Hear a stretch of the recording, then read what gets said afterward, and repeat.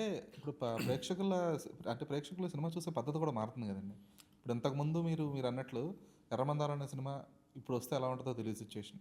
కానీ దాన్ని కొంచెం చెప్పాల్సినట్లుగా కొంచెం సెన్సిబిలిటీగా చెప్పగలిగి ఇప్పుడు ఫర్ ఎగ్జాంపుల్ రీసెంట్‌గా 'దండోర' అనే సినిమా రిలీజ్ అయింది. అది కూడా ఈ కుల వివక్ష దాన్ని బేస్ చేసుకొని వచ్చిన సినిమానే. కాకపోతే దానికి కొంచెం చిన్నపాటి కమర్షియాలిటీ హద్దులు అందించి అది ఎక్కడా కూడా జనాలకు బోర్ కొట్టకూడదు. అట్ ది సేమ్ టైమ్ ఏదో కొంచెం క్లాస్ పీకినట్టుగానే ఉండకూడదు అనే కైండ్ ఆఫ్ ఒక ప్రాపర్ ఓ మీటర్‌లో కాన్షియస్‌నెస్‌తో తెరకెక్కించిన సినిమా అది. సో, ఆడియన్స్‌ని ఇలా ఎడ్యుకేట్ చేయడం సినిమాల త్రూ అనేది చాలా ఇంపార్టెంట్ కదా! అదెందుకు మిస్ అవుతున్నాం మనం? అది సినిమా చూసే విధానం మారుతుంది అన్న దాంట్లో నేను 50% ఏకీభవిస్తాను. ఓకే. 50% లేదు. సినిమా చూసే విధానం ఖచ్చితంగా మారుతుంది. ఎలా మారుతుంది అనంటే మేకింగ్ వైస్. ఎందుకంటే మన డ్రాయింగ్ రూమ్‌లోకి టీవీ వచ్చేసింది.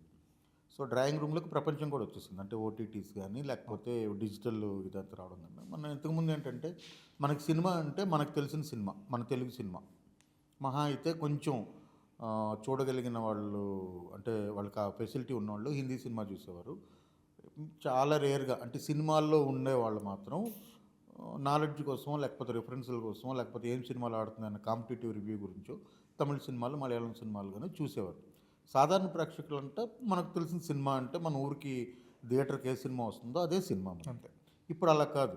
ఇప్పుడు ప్రతిదీ కంపేర్ చేస్తున్నా అంటే ప్రేక్షకుడు కూడా ఈ టేక్ ఇలా తీసుంటే బాగుండేది. ఇక్కడ మ్యూజిక్ తక్కువైంది, ఇక్కడ ల్యాగ్ అయింది అని చెప్పగలిగినట్టుగా అంటే ఆహ్, ప్రతి ప్రేక్షకుడు కూడా ఒక రివ్యూవర్‌గా చూడడం వచ్చింది.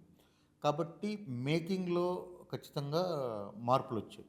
సో, మేకింగ్‌ని ఆహ్, ఇప్పుడున్న ప్రేక్షకుడి మైండ్ సెట్‌కి తగినట్టుగా మేకింగ్‌లో జాగ్రత్త తీసుకోవాల్సిన అయితే అవసరం ఉంది.